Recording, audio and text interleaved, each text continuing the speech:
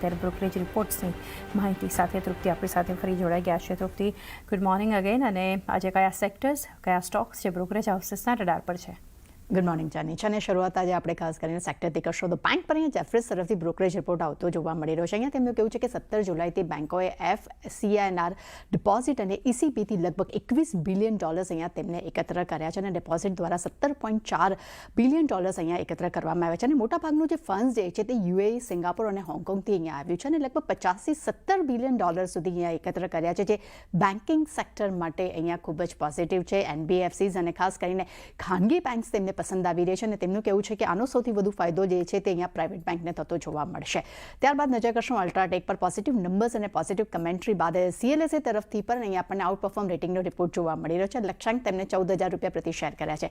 અહીંયા તેમનું કહેવું છે કે કંપનીનું વોલ્યુમ અનુમાનથી સારું રહ્યું છે, એપિટા પણ અનુમાનથી સારા રહ્યા છે. ક્વાર્ટર 2માં ખર્ચ વધારો જે છે તે અહીંયા 130 થી 140 પ્રતિ ટન રહેવાના અનુમાન છે, જે લગભગ 200થી વધુ પ્રતિ ટન રહેતો હોય છે. અને સાથે તેમનું એ પણ કહેવું છે કે ક્ષમતા વિસ્તાર અને માર્જિન સુધારાથી અહીંયા મિડ ટર્મના અર્નિંગ્સ પણ સારા રહેવાની અપેક્ષા છે. અને ખાસ કરીને FY 26-30 દરમિયાન અહીંયા મિડ ટીન અર્નિંગ્સ CAGRના પણ અનુમાન તેઓ રાખી રહ્યા છે. જેફરીઝ તરફથી પણ અહીંયા બાય રેટિંગનો રિપોર્ટ અલ્ટ્રાટેક સિમેન્ટ માટે જોવા મળ્યો છે. લક્ષ્યાંક તેમને ₹14,065 પ્રતિ શેર કર્યા છે.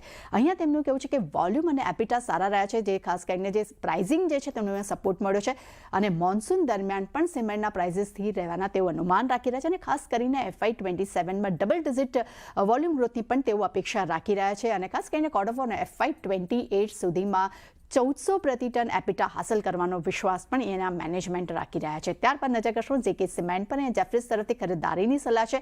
લક્ષ્યાંક તેમને ₹6,705 પ્રતિ શેર કર્યા છે. અહીંયા તેમનું કહેવું છે કે કંપનીના પરિણામ અહીંયા મજબૂત રહ્યા છે. વોલ્યુમ પ્રાઇઝિંગનો સારો સપોર્ટ મળ્યો છે. ખાસ કરીને નોર્થ ઇન્ડિયા અને બિહાર વિસ્તરણથી વોલ્યુમ ગ્રોથને પણ એક પ્રોત્સાહન મળ્યું છે. અહીંયા એમનું પણ કહેવું છે કે મોન્સૂન દરમિયાન સિમેન્ટના પ્રાઇઝિસ છે અહીંયા સ્થિર રહી શકે છે. અને ખાસ કરીને ઉત્તર ભારતમાં જે હિસાબે વિસ્તરણ જે છે તે ટ્રેક પર જોવા મળી રહ્યું છે. અને કંપનીના ધ્યાન જે છે પેન્ટ્સ કંપનીઓ પેન્ટ્સ બિઝનેસ અને RMC પર પણ અહીંયા વિસ્તરણ થતું જોવા મળી રહ્યું છે. ત્યારબાદ નજર કરશું ઓબેરો રિયલ્ટી પર. અહીંયા નોમુરા તરફથી ખરીદારીની સલાહ સાથે લક્ષ્યાંક તેમને ₹2,090 પ્રતિ શેર કર્યા છે. અહીંયા તેમનું કહેવું છે કે કંપનીના પ્રી સેલ્સ અનુમાન અહીંયા FY 27-28 માટે સારા રહ્યા છે. 28-26 દરમિયાન અહીંયા 40% પ્રી સેલ્સ CAGRના પણ અનુમાન તેઓ રાખી રહ્યા છે. કંપની પાસે કેશ ફ્લો મજબૂત છે, બેલેન્સ શીટ પણ અહીંયા મજબૂત છે, તેનો સારો સપોર્ટ અહીંયા મળી શકે છે.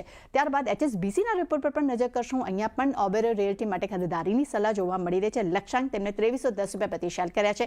અહીંયા તેમનું કહેવું છે કે કંપનીના ક્વાર્ટર 1માં પ્રી સેલ્સ અનુમાનથી અહીંયા ખરાબ રહ્યા છે. ક્વાર્ટર 2માં પણ ખાસ કરીને ગુરુગ્રામ પ્રોજેક્ટથી મોટા લોન્ચિંગમાં એક અછત જે છે તે અહીંયા પૂરી થવાની તેઓ અપેક્ષા રાખી રહ્યા છે. પરંતુ આવનારા ત્રિમાસિકમાં નવા લોન્ચ જે છે તે ઝડપથી થવાની પણ તેઓ અપેક્ષા રાખી રહ્યા છે. અને પ્રીમિયમ રેસિડેન્શિયલ પ્રોજેક્ટની માંગ જે છે અહીંયા મજબૂત આવનારા સમયમાં થતા જોવા મળી શકે છે તેવી તેઓ ધારણા રાખી રહ્યા છે. જેફરીઝ તરફથી પણ અહીંયા ઓબેરો રિયલ્ટી માટે હોલ્ડ રેટિંગનો રિપોર્ટ છે. લક્ષ્યાંક તેમને ₹1970 પ્રતિ શેર કર્યા છે. અહીંયા તેમનું કહેવું છે કે FY 27માં પ્રી સેલ્સ અનુમાન જે છે તે લગભગ બમણા થઈને 13,000 કરોડ એમને તેઓ ધારી રહ્યા છે. સાથે તેમને પણ કહેવું છે કે જૂન ત્રિમાસિકમાં લોન્ચ પહેલા મોટા પ્રોજેક્ટમાં પણ કંપની જે છે અહીંયા રોકાણ કરતી જોવા મળી રહી છે. અને ખાસ કરીને મુંબઈના નવા રીડેવલપમેન્ટ પ્રોજેક્ટમાં પણ અહીંયા તેજી થવાને કારણે કરીને અહીંયા તેઓ રીરેટિંગની અપેક્ષા પણ રાખી રહ્યા છે. એટલે ચાની ડેફિનેટલી આટલા બધા બ્રોકરેજ રિપોર્ટ તો જાહેર કર્યા છે, જેમાં ખાસ કરીને અલ્ટ્રાટેક, સિમેન્ટ, ઓબેરો રિયલ્ટી જેવા કાઉન્ટર્સ અહીંયા ખાસ ફોકસમાં રહેશે. અને આજે પ્રાઇવેટ બેંક પણ અહીંયા ખાસ રડારમાં જોવા મળી શકે છે.